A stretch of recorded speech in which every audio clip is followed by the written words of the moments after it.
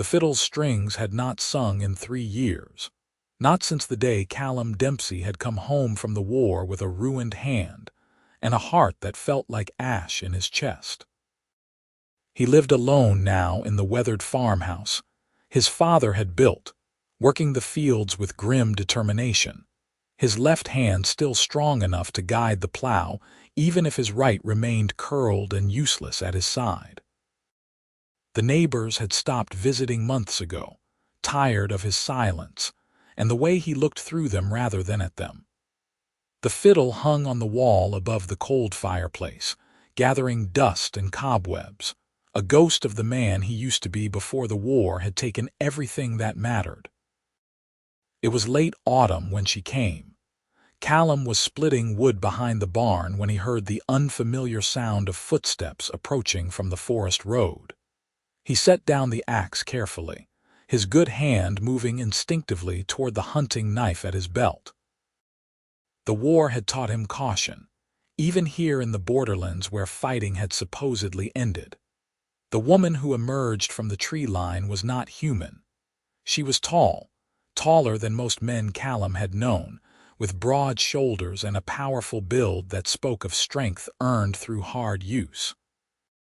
Her skin was the deep green of summer oak leaves, and 2 small tusks curved upward from her lower jaw, catching the afternoon light. She wore travel-stained leather clothing and carried a pack that looked like it had seen better days. Her black hair was pulled back in a practical braid, and her pointed ears twitched slightly as she scanned the farmyard, an orc woman. Here, alone, Callum's hand tightened on his knife, but he did not draw it. She had stopped at the edge of the clearing, her hands visible and empty, her posture careful, not threatening but not submissive either. Waiting. "This is private land," Callum said, his voice rough from disuse. "You should move on." The orc woman's dark eyes met his steadily. "I am aware. I have been walking for 5 days. I saw smoke from your chimney and hoped you might spare water for a traveler." Her voice was deeper than a human woman's, but clear and precise. She spoke common with only the faintest accent, the kind that came from careful study rather than native fluency. "There is a stream a mile back along the road," Callum said. "I know. I passed it." She shifted her pack slightly. "I also passed 3 farmsteads before this one. None would answer their doors when they saw what I was. I understand your caution, but I am asking only for water, and perhaps to rest here for an hour before I continue on." Callum studied her. The war had been fought against the orc clans of the northern mountains, a brutal conflict over territory and old grievances that neither side could quite explain. He had killed orcs in that war, had watched his friends die at their hands. The scars on his ruined hand were a gift from an orc blade in the final battle before the peace treaty had been signed. But this woman was alone, exhausted, and asking for water. Not demanding, not threatening, just asking. "There is a well by the barn," he said finally, nodding toward it. "Help yourself, but do not come to the house." Something flickered in her expression, relief, perhaps, or gratitude, but she only nodded and walked slowly toward the well. She moved with the careful precision of someone who knew they were being watched and wanted to give no cause for alarm. Callum returned to splitting wood, but he kept her in his peripheral vision. She drew water from the well, drank deeply, refilled a leather waterskin, and then splashed water on her face and neck. The cool autumn air made steam rise from her skin. She looked tired, he realized. Not just from travel, but from something deeper. The kind of exhaustion that settled into bones and did not leave. He knew that feeling well. After perhaps 20 minutes, she shouldered her pack again and turned to go. She paused, looking back at him. "Thank you," she said simply. Callum nodded but said nothing. He watched her walk back toward the forest road, her stride long and steady despite her obvious fatigue. She disappeared into the trees, and he told himself he was glad to see her go. He returned to his work and did not think about her again until 3 days later. The first snow had come early that year, a light dusting that turned the world white and hushed. Callum was feeding the chickens when he saw the smoke rising from the forest, too close to the tree line for comfort. A campfire, he thought, or something larger. He stood watching it for a long moment, then cursed under his breath and went to get his coat. He found her in a small clearing perhaps half a mile into the woods. She had built a lean-to shelter from branches and was sitting beside a small fire, her hands wrapped around a tin cup. She looked up sharply as he approached, her body tensing, but she relaxed slightly when she recognized him. "You are still here," Callum said. "I am." She set down the cup carefully. "I apologize if I have trespassed. I thought I was far enough from your land not to cause offense." "You are on my land. It extends another mile into the forest." He looked at her makeshift camp, at the thin blanket that would do nothing against the cold night ahead. "Why are you still here? Where are you going?" The orc woman was quiet for a moment. "Nowhere," she said finally. "I am going nowhere because there is nowhere for me to go." "Explain." She drew a breath, her tusks catching the firelight. "My name is Mara. I was part of the Stonefang clan in the northern mountains. When the war ended, there were many among my people who refused to accept the peace. They said it was surrender, that we had betrayed our ancestors by laying down our weapons. I spoke in favor of the treaty. I said enough blood had been spilled that we should try to find a new way." "They cast you out," Callum said quietly. "They cast me out," Mara confirmed. "And I cannot go south into human lands, because your people see only a monster when they look at me. So I have been wandering the borderlands, trying to find a place where I might survive the winter." Callum looked at her shelter again, at the inadequate fire, at the near-empty pack. She would not survive the winter out here. The snows came hard and fast in these mountains, and even a strong orc would freeze or starve before spring. "You fought in the war," he said, not a question. "Yes, I was a scout. I killed human soldiers." She met his eyes directly. "I will not lie to you or pretend otherwise, but I grew tired of killing, tired of watching friends die for causes I no longer believed in. That is why I spoke for peace." Callum's ruined hand ached in the cold. He could feel the old scars pulling tight. "I fought too. I lost people I cared about." "I know. I saw it in your eyes the first time you looked at me." They stood in silence for a moment, the snow beginning to fall more heavily around them. Callum thought about the empty farmhouse, the rooms he never used, the silence that pressed down on him like a weight. "I have a barn," he said abruptly. "It has a loft. There is hay for insulation and it is dry. You can stay there until the winter passes. In exchange, you can help with the heavy work around the farm, my hand." He held up his ruined right hand. "There are things I cannot do alone anymore." Mara stared at him. "You would shelter me, an orc?" "I would shelter a person who needs help. What you are does not change that you will die out here. Your neighbors will not know if you stay in the barn and do not go wandering. They do not visit anymore." His voice was flat. "Do you want the shelter or not?" Mara stood slowly. She was indeed tall, her eyes nearly level with his own. "Yes," she said quietly. "I want the shelter, and I thank you for it. Gather your things, we should go before the snow gets worse." She packed her meager possessions quickly and efficiently, and they walked back through the darkening forest together. Two veterans of the same war, finding an uneasy truce in the gathering cold. The barn was exactly as Callum had described. Old but sturdy, with a loft filled with hay and a few dusty blankets he brought from the house. He showed Mara where he kept the tools, where the water pump was, and how to bank the small stove he sometimes used when he worked late. "I wake at dawn," he said. "There is always work to be done. If you are going to stay, you will work." "I understand." He turned to go, then paused. Do not come to the house unless I call you. I value my solitude." "I understand that as well," Mara said softly. Callum left her there and returned to his cold house, his cold dinner, his cold bed. He told himself he had done the practical thing, nothing more. He needed help with the farm and she needed shelter. It was a fair exchange. He did not examine why he had offered it at all. The days fell into a rhythm. Callum would emerge at dawn to find that Mara had already fed the animals and was waiting for instructions.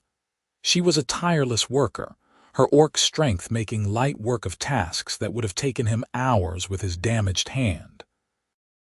She repaired the fence line that had been sagging for months. She cleared the drainage ditches. She hauled firewood and stacked it with military precision. They spoke little at first. Callum would point, grunt a few words of direction, and Mara would nod and set to work. In the evenings, she would return to the barn while he retreated to the house. It was a cold arrangement, but it functioned. The first crack in the wall came 2 weeks after she arrived. Callum was attempting to rehang one of the shutters on the house when the ladder shifted beneath him. He grabbed instinctively with both hands, forgetting that his right could not hold his weight. He felt himself falling, had just enough time to curse, and then strong hands caught him. Mara had been walking past with an armload of firewood. She had dropped it and moved with startling speed, catching him before he hit the ground. For a moment they were frozen there, her hands on his shoulders, his face inches from hers. "Are you injured?" she asked. "No, I am fine." He stepped back quickly, brushing himself off. "Thank you." She nodded and bent to gather her scattered firewood. Callum watched her, noticing for the first time the old scars that marked her arms, the slight hitch in her left shoulder that suggested an injury that had never quite healed properly. "Your shoulder," he said. "You hurt it in the war." Mara glanced at him, surprised.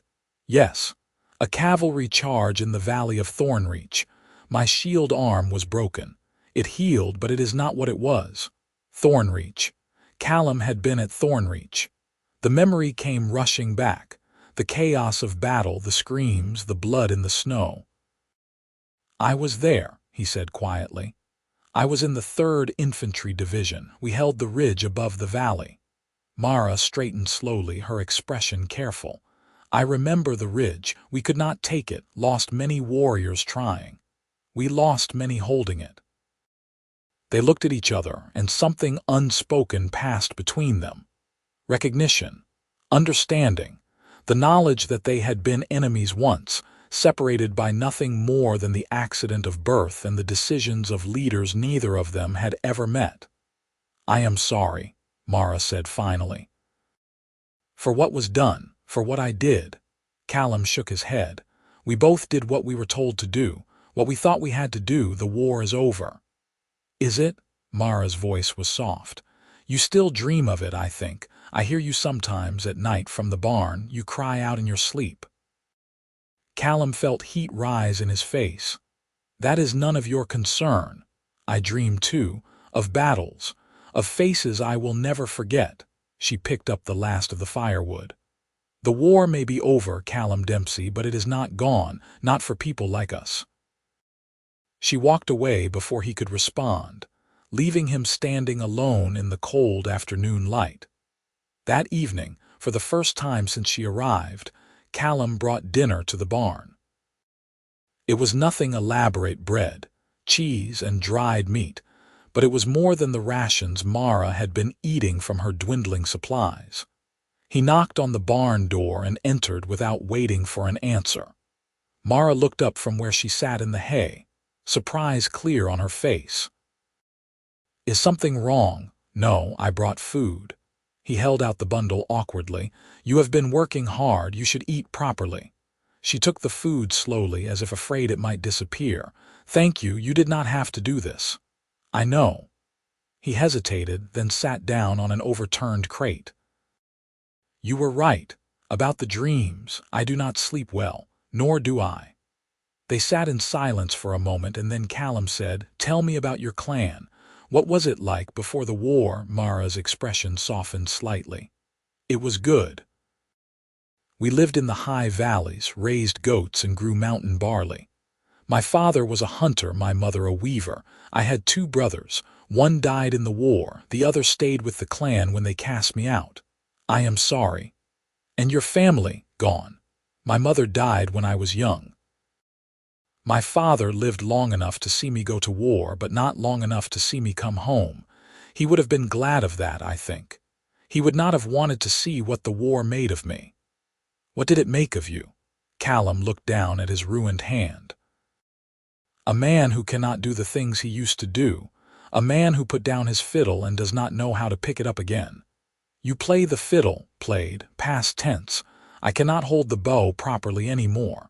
He stood abruptly, suddenly uncomfortable with how much he had revealed. Eat, rest. Tomorrow we need to clear the lower pasture. He left before she could respond, but he felt her eyes on him as he walked back to the house. The next morning, as Callum approached the barn, he heard something that made him stop in his tracks. Music. Someone was playing his fiddle. He pushed open the barn door and found Mara standing in the loft, the old instrument cradled in her arms. Her strong fingers moved across the strings with surprising delicacy, coaxing out a melody he did not recognize. It was not a human tune, the intervals were slightly off, the rhythm unfamiliar, but it was beautiful in a wild, haunting way. She saw him and stopped immediately, lowering the fiddle. I apologize. I should not have touched it without permission. I saw it through the window of your house and I am sorry. Where did you learn to play? Callum's voice was rough. My mother taught me. Orcs have music too, though I suppose humans do not think of us that way. She held out the fiddle carefully. It is a fine instrument, but it is sad, I think. Sad to hang on a wall unused. Callum climbed the ladder to the loft slowly. He took the fiddle from her, feeling the familiar weight of it in his hands.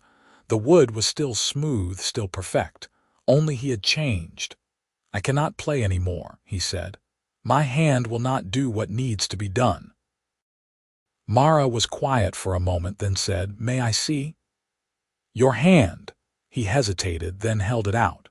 She took it gently in both of hers, her green fingers careful as they traced the scars, felt the rigid tendons, the bones that had healed at wrong angles. Her touch was professional, clinical, but somehow also kind. There is damage, yes, she said slowly, but not as much as you think. The fingers still move, I can feel it. They are weak and they have learned to stay curled because that is less painful, but they are not dead. The army surgeon said, the army surgeon wanted to send you home quickly so you would not cost them more resources. Her voice was blunt. I have seen this before. Warriors who believed they were broken and so they stayed broken. But you are not broken, Callum Dempsey. You are hurt and hurt can heal if you let it. She released his hand and picked up the fiddle again. Let me show you something. My mother's hands were burned in a fire when she was young. They never worked the same after, but she still played. She had to find a new way to hold the instrument, a new way to make the music. It was not the same as before, but it was still beautiful. Mara adjusted the fiddle under her chin, then carefully positioned Callum's damaged hand on the neck. His fingers would not spread the way they once had, but she showed him how to brace the instrument differently, how to use his remaining strength to hold it steady. Then she placed the bow in his left hand. Try, she said simply. Callum drew the bow across the strings. The sound that emerged was rough, discordant, nowhere near the music he used to make. He pulled away immediately, frustration rising like bile in his throat. I told you. I cannot again, Mara said firmly. You cannot expect 3 years of silence to disappear in one moment. Try again. Why do you care?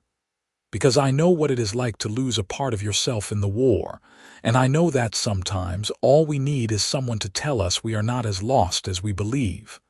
Her dark eyes were steady on his. Try again, Callum. He tried again. and again.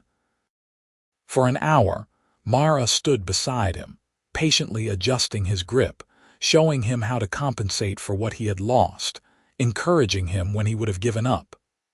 The sounds he produced were far from musical, but by the end, they were beginning to resemble notes rather than noise. Finally, exhausted and sweating despite the cold, Callum set the fiddle down. "It is not the same. It will never be the same." "No," Mara agreed. "It will not be the same, but that does not mean it cannot be good. Different is not the same as broken."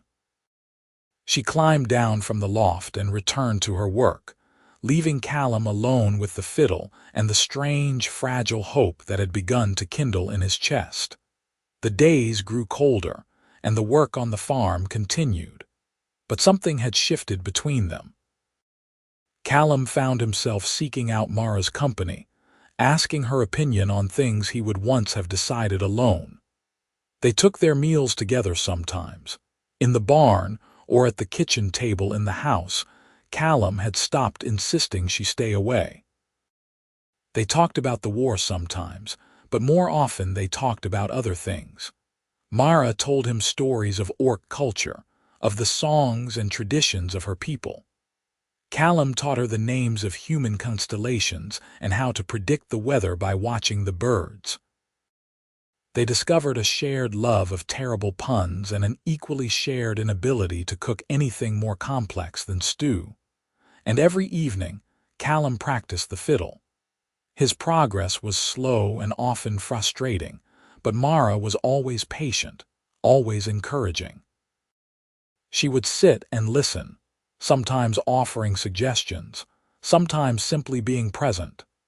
Gradually, painfully, the music began to return, winter deepened, and with it came isolation. Snow piled high around the farmhouse, blocking the roads and cutting them off from the distant neighbors who would not have visited anyway. It was just the two of them now, working together to keep the animals fed, the fires burning, the cold at bay. Callum began to realize that he was happy. Not the wild joy of his youth, but something quieter and more solid. The loneliness that had haunted the farmhouse for 3 years had retreated, driven back by Mara's presence, her laughter, her steady companionship. He began to realize something else too, something that frightened him more than any battle ever had. He was falling in love with her. It was in the way his heart lifted when he saw her each morning, in the way he found excuses to stand close to her while they worked, in the way her smile could transform his entire day. It was in the way he had started to think of the farm as theirs rather than his, in the way he could not imagine the house without her in it. But she was an orc, and he was human, and the world had very firm opinions about such things. He tried to push the feelings away, to maintain the careful distance between them. But it was like trying to hold back the tide with his bare hands. The breaking point came in the depths of winter, during a blizzard that screamed around the farmhouse for 3 days straight. On the second day, one of the sheep got loose from the barn and disappeared into the storm. Callum went out to search for it despite Mara's protests, tying a rope around his waist so he would not lose his way. He found the sheep huddled against the side of the house, half frozen and terrified. He was leading it back to the barn when his foot found a patch of ice hidden under the snow.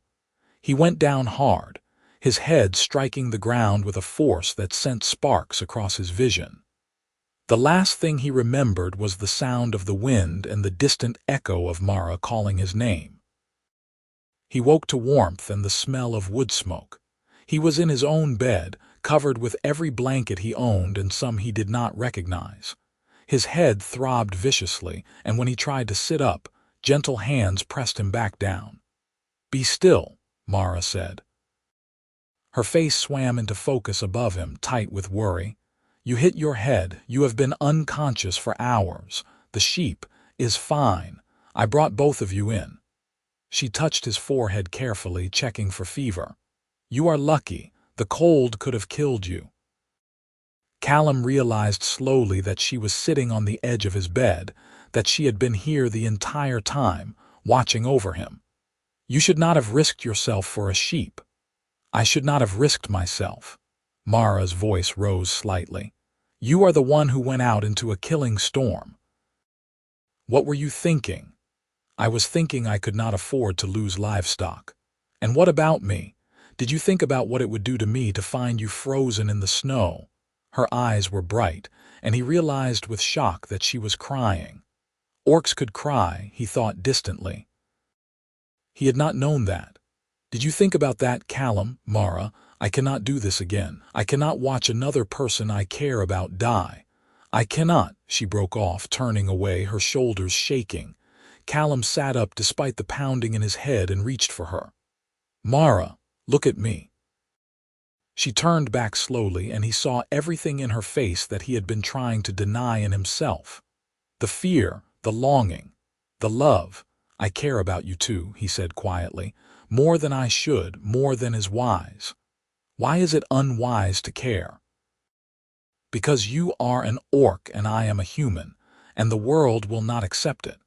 Because my neighbors would drive you away if they knew you were here, and your people have already cast you out for daring to speak of peace. Because there is no place for us, Mara. No place where we could simply be together without the weight of the world pressing down on us." Mara was silent for a long moment. Then she said, "What if we made our own place? Here, on this farm, away from both our peoples, building something new. They would come eventually. Someone would find out and they would come. Let them come." Her voice was fierce now. "I am tired of running, Callum, tired of hiding who I am and what I feel. I am tired of letting fear make my choices for me. The war taught me that life is short and uncertain, and that we must hold tight to the things that matter while we can. And I matter to you." "Yes." She took his hand, the ruined one, and held it gently. "You matter more than anything has mattered in a very long time. You saw past what I am to who I am. You gave me shelter when you had every reason to turn me away. You shared your home, your music, your pain with me. How could you not matter?" Callum felt something breaking open in his chest, some locked and frozen place that had been closed since the war. "I love you," he said, and the words felt like a miracle. "I do not know when it happened or how, but I love you, Mara." She smiled then, and it transformed her face, made her beautiful in a way that had nothing to do with human standards or orc ones, beautiful simply because she was herself, and she was smiling at him. "I love you too," she said. "I think I have loved you since the day you offered me shelter, when you had every reason to hate me." He pulled her close, careful of his aching head, and kissed her. Her tusks were strange against his lips, her mouth different from any he had known, but the warmth and tenderness were achingly familiar. She kissed him back with a fierceness that spoke of all the loneliness and longing they had both carried for so long. When they finally pulled apart, she was crying again, but smiling too. "What do we do now?" she asked. "Now," Callum said, "we figure out how to live together however we can. Your neighbors can mind their own business. This is my land and you are welcome on it. You are more than welcome. You are home if you want to be." Mara's eyes widened. "You mean it, truly?" "I have never meant anything more in my life." She kissed him again, and outside the storm howled, but inside they were warm and together, and for that moment nothing else mattered. The blizzard ended the next day, leaving the world transformed in white. Callum's head still ached, but Mara's nursing learned from battlefield experience had prevented anything more serious. They worked together to dig out the barn and check on the animals, moving with the easy coordination they had developed over the months. But now everything was different. Now there were touches that lingered, smiles that carried private meanings, the constant awareness of each other's presence. Callum found himself whistling as he worked, old tunes he had not thought of in years. Mara sang sometimes, Orc songs in a language he did not understand, but that sounded like home anyway. They had been given a gift of time, isolated by the snow, but both knew it could not last. Eventually, the roads would clear and the world would intrude again. The intrusion came on a bright, cold morning 2 weeks later. Callum was in the barn, helping Mara repair a broken stall when he heard the sound of horses approaching. He went to the door and felt his stomach drop. 3 riders were coming up the road and he recognized them all: Thomas Garrison, the magistrate from the nearest town, and 2 of his deputies. "Stay in the barn," Callum told Mara quietly. "Do not come out unless I call you. Callum, please, trust me." She nodded reluctantly, and he went out to meet the riders. Thomas Garrison was a hard man, made harder by the war. He had lost a son at Thornreach, and his hatred of orcs was well known. He reined in his horse and looked down at Callum with cold eyes. "Callum Dempsey," he said. "I hope you are well." "Well enough. What brings you out here, Thomas?" "Reports." Garrison dismounted, his hand resting casually on the pistol at his belt. "There have been reports of an orc in the area. Several farmers reported seeing one on the forest roads 2 months back. I have been checking the homesteads, making sure there is no trouble." "I have seen no orcs," Callum said carefully. It was not quite a lie. He had not seen Mara. He had invited her to stay. "You will not mind if we look around then. Check your property, just to be thorough." "This is private land, Thomas. You have no authority." "I have the authority granted to me by the territorial charter to investigate potential threats to public safety." Garrison's voice was flat. "Now you can cooperate, or I can come back with a warrant and more men. Your choice." Callum felt trapped. If he refused, they would only return with greater force. If he agreed, they would find Mara. Either way, he was losing. Then Mara stepped out of the barn.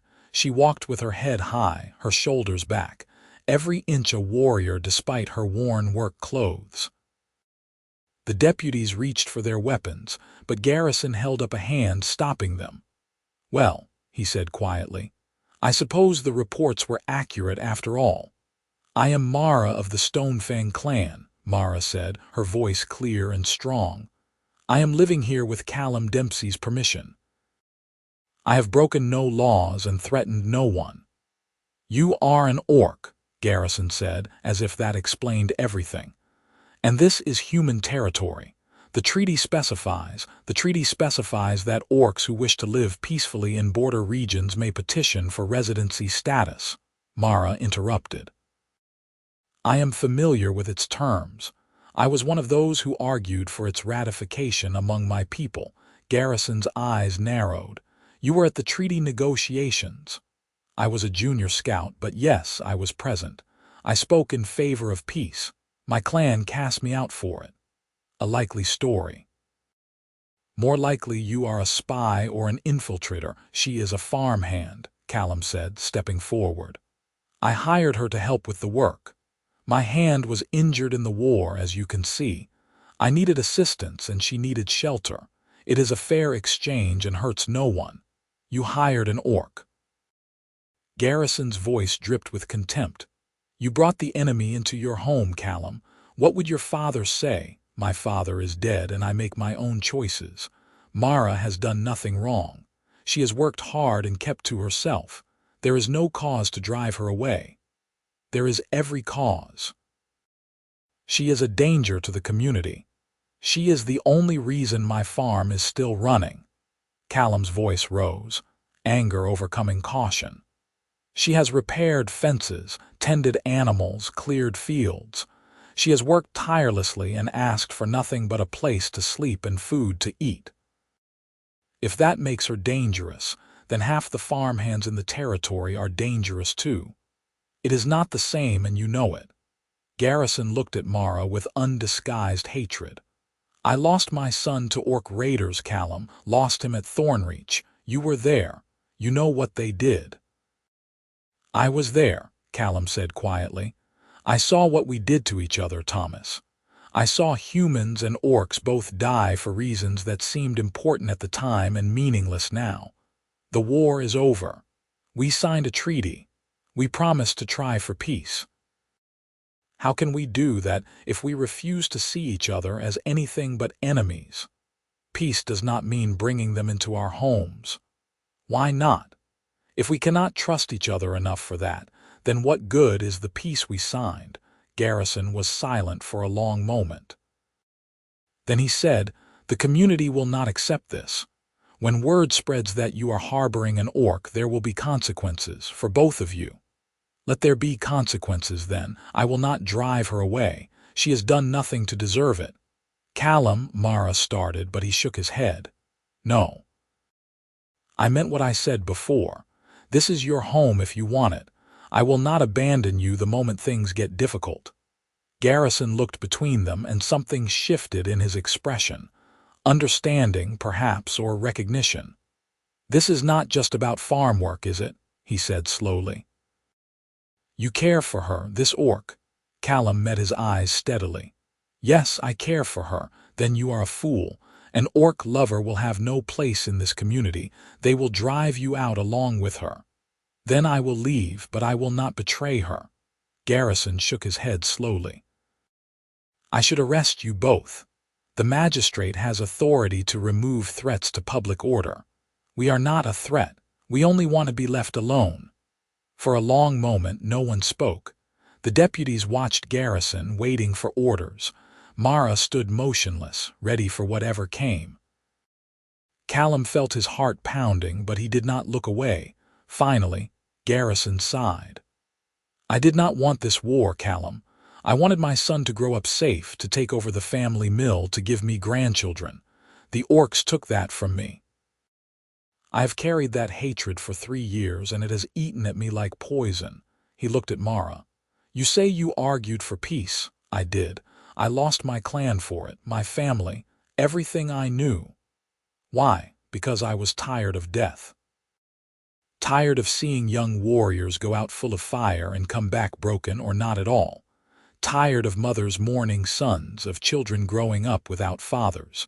The same reasons any sensible person grows tired of war." Garrison was quiet for another moment. Then he said, "I am going to walk away now. I am going to report that I found no orcs on this property. But understand, Callum, that I cannot protect you if others come looking. If word spreads, there will be trouble, more than I can stop. I understand. And understand this too, orc." He looked at Mara. "I am giving you this chance because Callum Dempsey is a good man who lost much in the war, just as I did. Do not make me regret it. If I hear of any trouble, any hint that you have caused harm, I will come back with every man I can muster, and there will be no mercy. Are we clear?" "We are clear," Mara said quietly. "You have my word that I will cause no harm. I want only peace." Garrison nodded slowly, then mounted his horse. The deputies followed suit, looking confused but obedient. "Stay on this property," Garrison said. "Do not go into town. Do not give people reason to talk, and pray that this does not come back to haunt us all." He rode away, his deputies trailing behind him. Callum and Mara stood watching until they disappeared down the forest road. "That was dangerous," Mara said quietly. "You could have denied knowing me. Could have let him take me and avoided all of this. I could never do that. Why?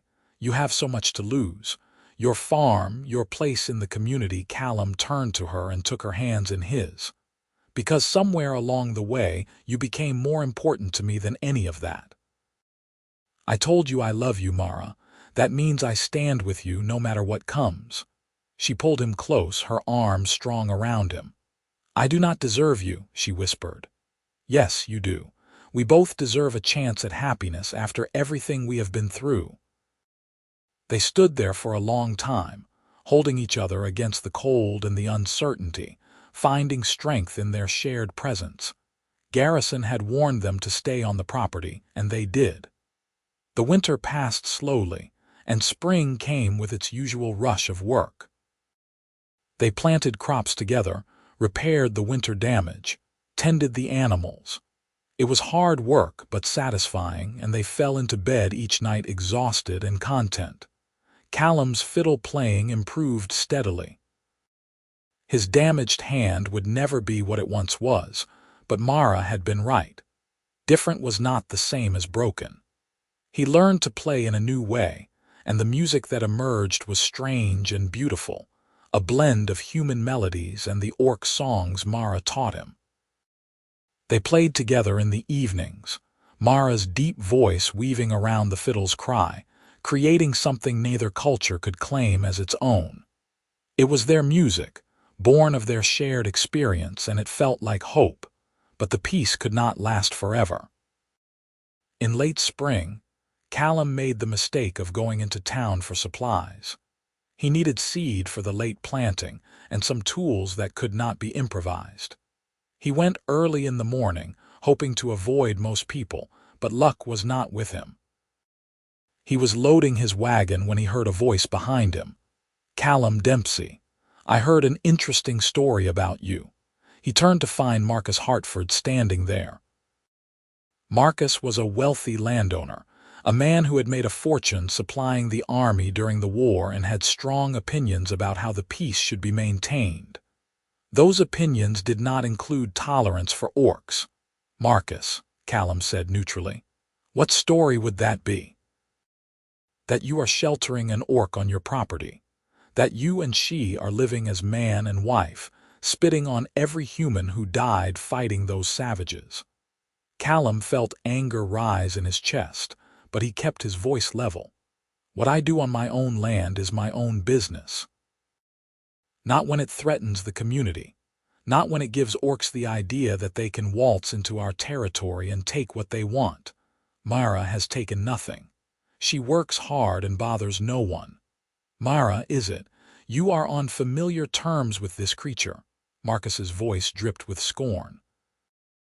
"Have you forgotten what they did to us, Callum? Have you forgotten the friends you lost?" "I have forgotten nothing. But I have learned that not all orcs are the same, just as not all humans are the same. Mara chose peace when her clan chose continued war. She was exiled for it. She deserves a chance to live. She deserves nothing but a blade in the heart." Marcus stepped closer, his voice low and venomous. "I am organizing a group of concerned citizens, Callum. We are going to visit your farm and remove this threat. You can stand aside and let it happen, or you can stand with her and face the consequences. Choose wisely." Callum felt ice in his veins. "If you come to my land with violence in mind, I will defend my property and everyone on it. Then you are a traitor to your own kind. So be it." Marcus turned and walked away, leaving Callum standing frozen in the street. Callum abandoned his supplies and drove the wagon home as fast as he dared. He found Mara in the garden, and the moment she saw his face, she knew something was wrong. "What happened?" He told her everything. When he finished, she was very quiet. "You should let me go," she said finally. "I can disappear into the forest. They will have no reason to come if I am gone." "No, absolutely not. Callum, they will kill you if you try to defend me. I will not have your death on my conscience. And I will not have your exile on mine." He took her hands. "We knew this might come. We knew there would be people who could not accept us. But running will not solve anything. If you leave, I will only follow. And if I send you away to save my own skin, I will hate myself for the rest of my life."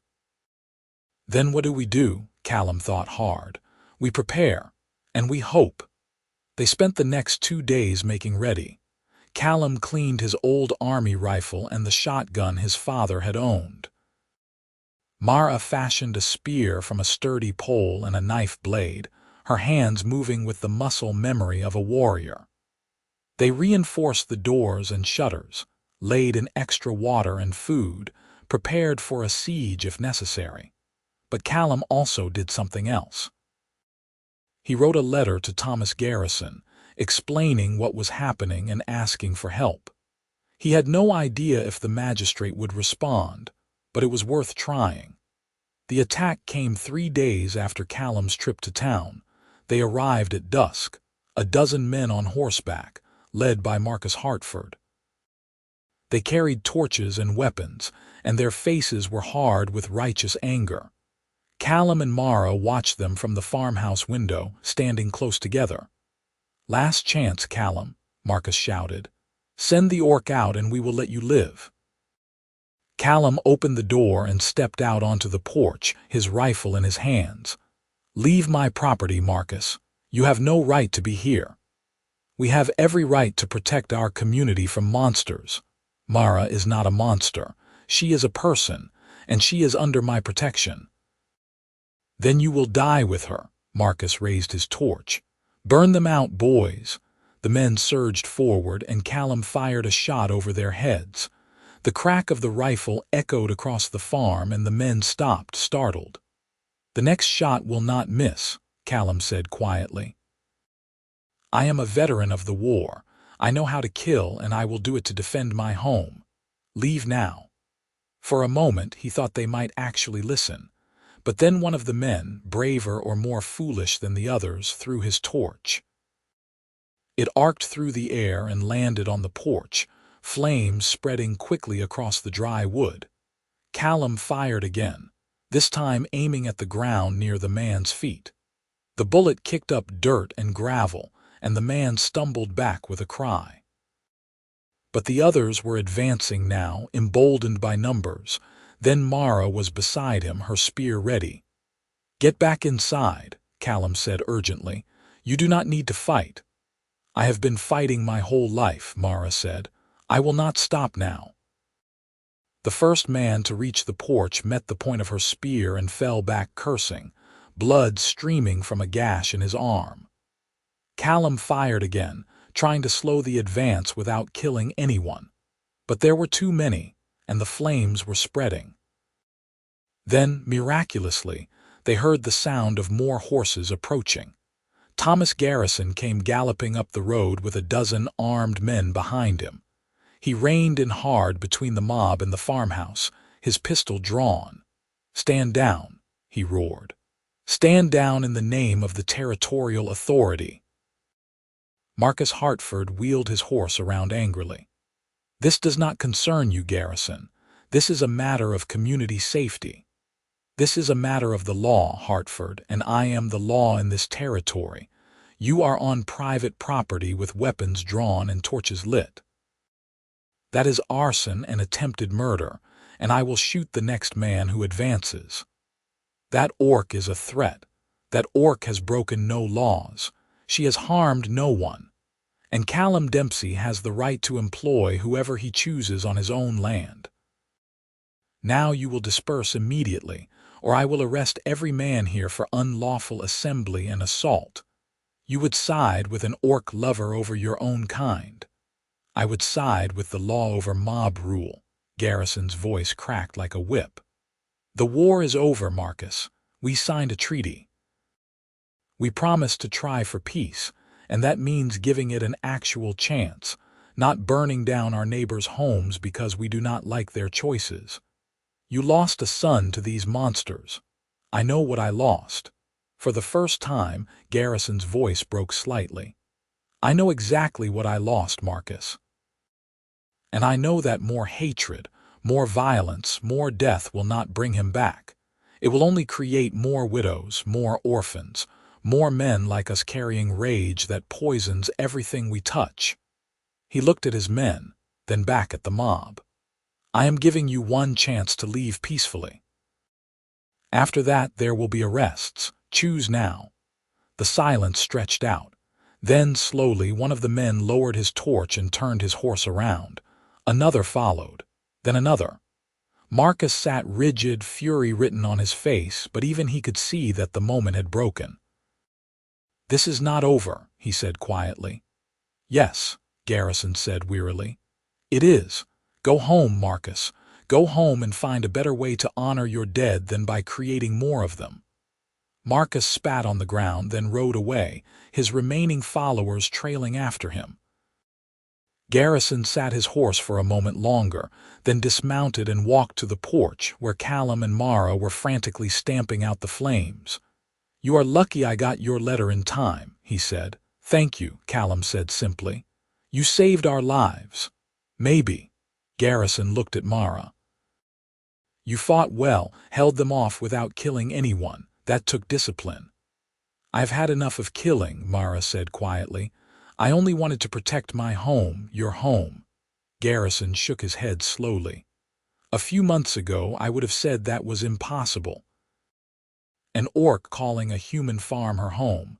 But I have been thinking about what you said, about peace only meaning something if we trust each other, about trying to see past what we are to who we are."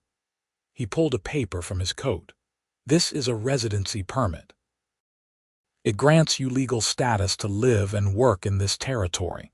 It is provisional, subject to good behavior, but it is legitimate. If anyone questions your presence, you show them this." Mara took the paper with shaking hands. "I do not understand. Why would you do this?" Because Callum was right. "The war is over, and we have to find a way to live with that. Because my son would have wanted me to be a better man than the one hatred was making me. And because—" He paused, then continued quietly. "Because you remind me that the enemy also had mothers and fathers, brothers and sisters, people who loved them and grieved when they died. I never wanted to think about that during the war. But peace means thinking about it. Means trying to see the orcs who died as people too." He turned to Callum. "You will still face trouble. People like Marcus Hartford will not change their minds easily, but you will have the law on your side now. That is worth something." "It is worth everything," Callum said. "Thank you, Thomas, truly." Garrison nodded and remounted his horse. "Take care of each other. And maybe try to keep a lower profile for a while. Let people get used to the idea slowly." He rode away, his men following, and Callum and Mara were left standing in the gathering darkness, holding each other and trying to process what had just happened. "We are free," Mara whispered. "Truly free. I have legal status, I can stay." "You were always going to stay," Callum said. "But yes, now no one can force you to leave." She kissed him then, fierce and joyful, and he pulled her close, feeling the last of the fear and uncertainty drain away. They had faced the worst the world could throw at them and survived. Together, spring turned to summer and the farm thrived under their combined efforts. The crops grew tall and healthy. The animals multiplied. The buildings stood straight and strong, repaired and maintained with care.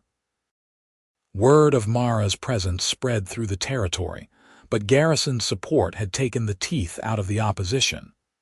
There were still people who would not speak to Callum when they saw him in town, still families who crossed the street to avoid him. But there were others, quietly, who nodded to him, who acknowledged that what he and Mara had built was something worth respecting. A few even came to visit, curious about the orc woman who worked a human farm. Mara greeted them with careful courtesy, answered their questions with patience, and slowly, grudgingly, won a measure of acceptance. Not everyone would ever approve. Marcus Hartford continued to speak against them at town meetings, continued to call Callum a traitor. But his influence waned as people saw that Mara was exactly what Callum had claimed. A hard worker, a peaceful neighbor, a person trying to build a life. In midsummer, Callum went into town and came back with a package wrapped in cloth. He found Mara in the garden and sat down beside her. "I have something for you," he said. She opened the package curiously and found a fiddle. Not Callum's old one, but a new instrument sized for her larger hands with strings that would suit her deeper voice.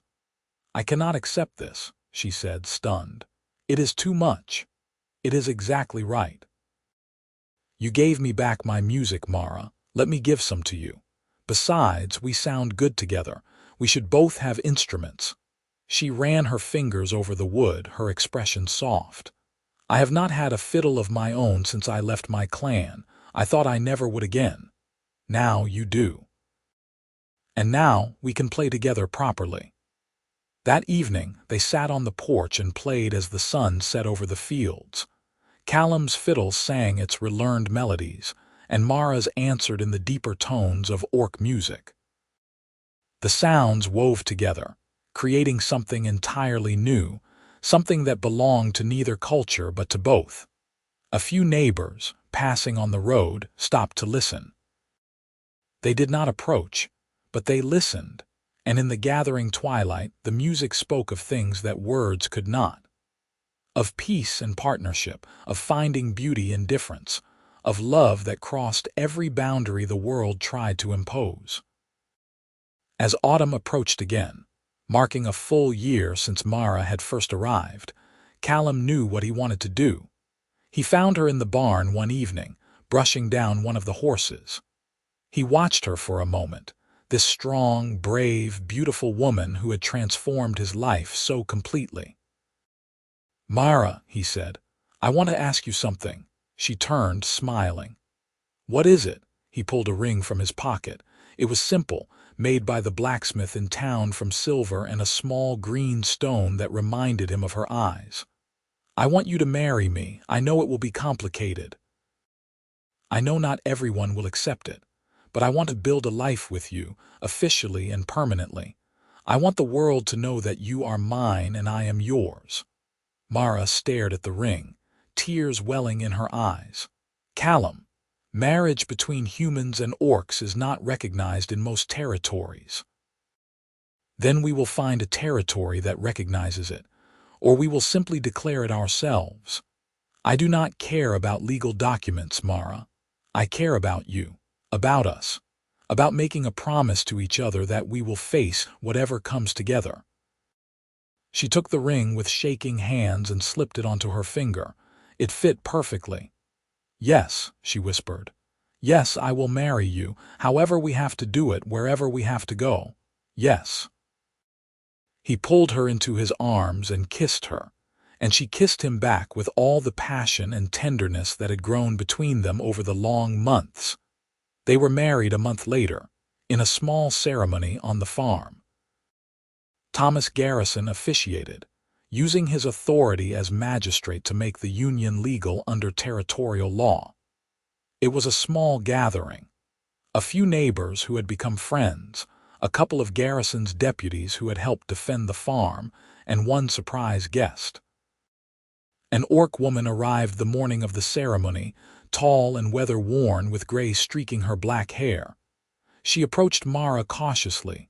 "Sister," she said. Mara stared. "Kira, how did you find me? I have been looking for months.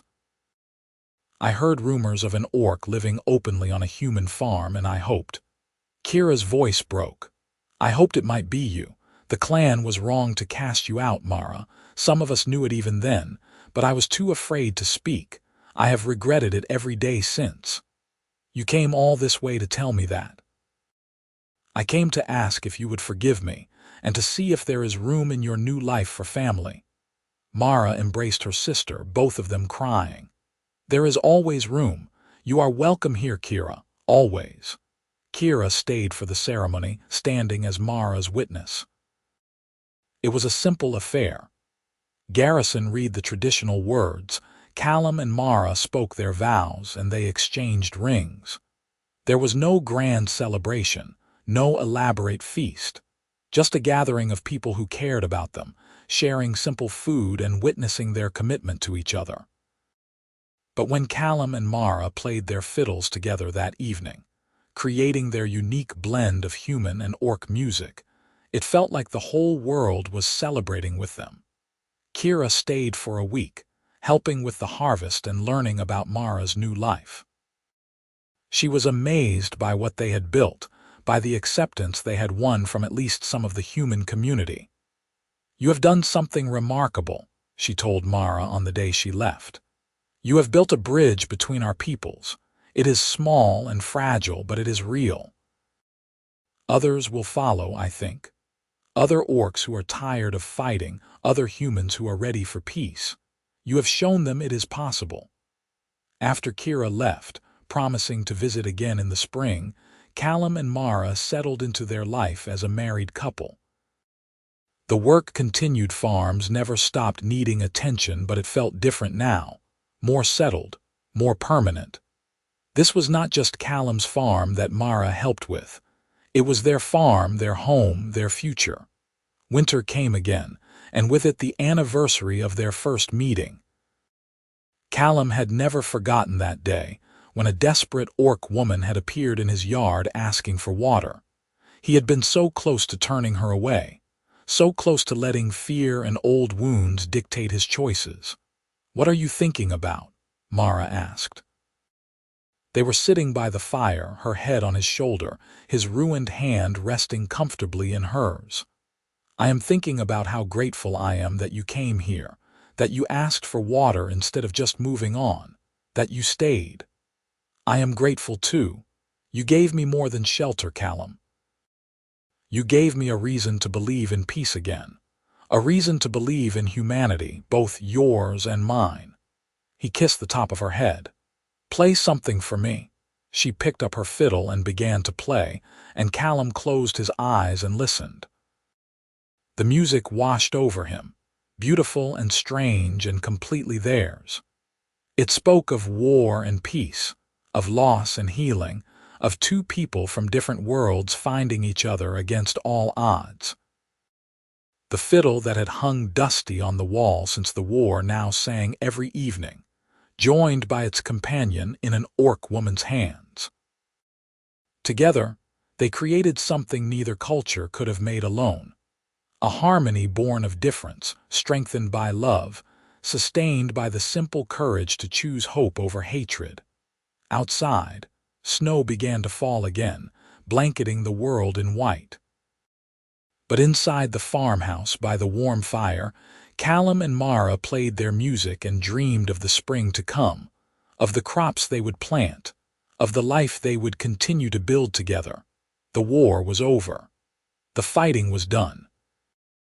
And in its place, two veterans had found something better than victory. They had found home. Years passed, and the farm prospered. Callum and Mara became fixtures in the community, no longer the scandal they had once been, but simply accepted as part of the landscape. Other orcs, hearing of Mara's success, began to seek out residency permits in the territory. Some were turned away, but others were accepted, slowly building a small but stable population of orcs living peacefully among humans. Callum's fiddle playing continued to improve, his damaged hand learning new ways to create music. He and Mara performed together sometimes, at harvest festivals and community gatherings. Their music became famous in a small way, a symbol of what the peace could mean when people tried.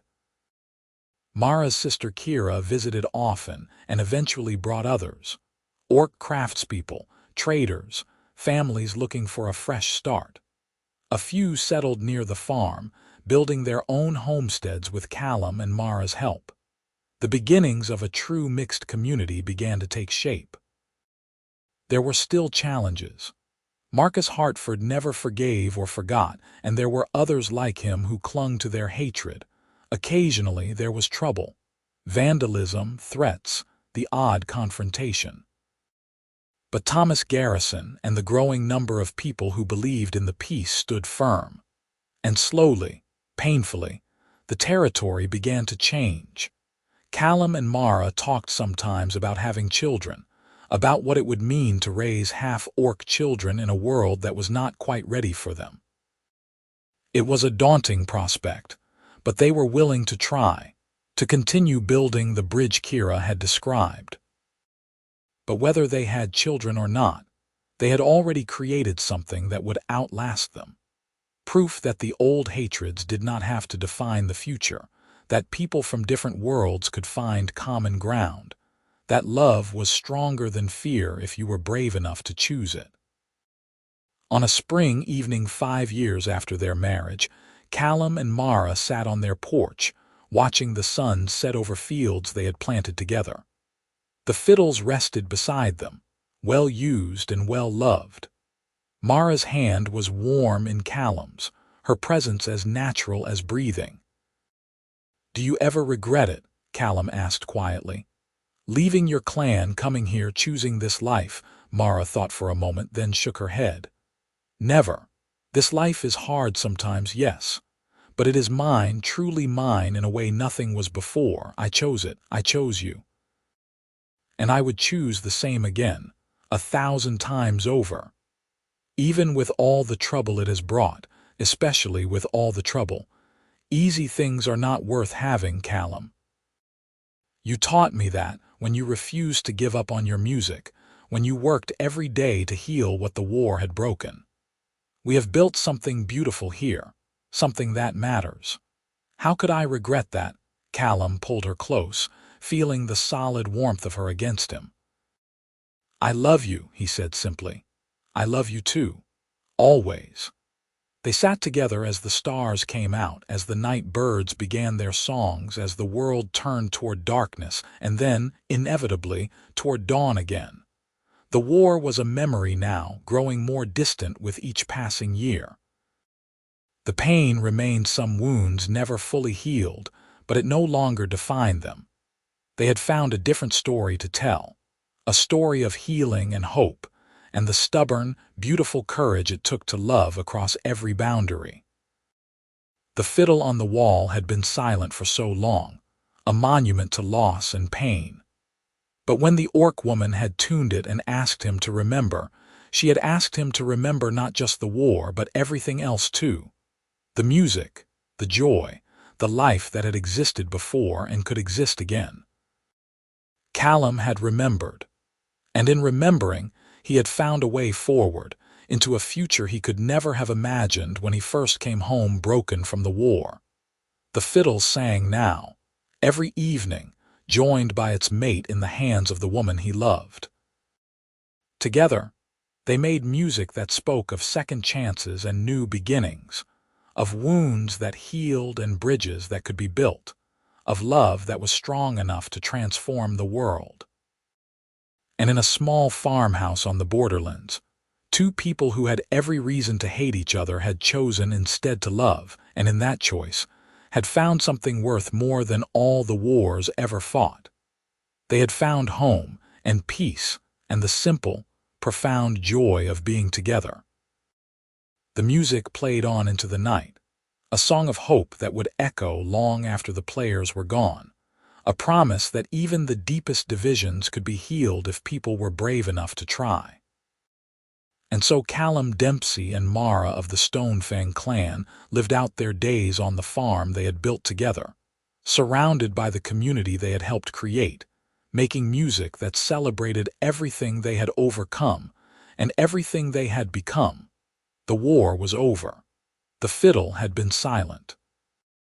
But when the orc woman tuned it and asked him to remember, she had given him back not just his music, but his life, his hope, his future. And he had given her the same in return, creating between them a harmony that neither could have achieved alone. Their story became legend in the territory, told and retold to children who grew up in a world where humans and orcs lived and worked side by side, where the old hatreds were fading into history, where peace was not just a word on a treaty but a lived reality. And every time someone told their story, they spoke of the fiddle that hung dusty on the wall since the war, and the orc woman who tuned it and asked him to remember, and the love that grew from that simple act of courage, transforming two broken veterans into something whole and new and beautiful. The music played on and the world listened, and slowly, one note at a time, the future changed.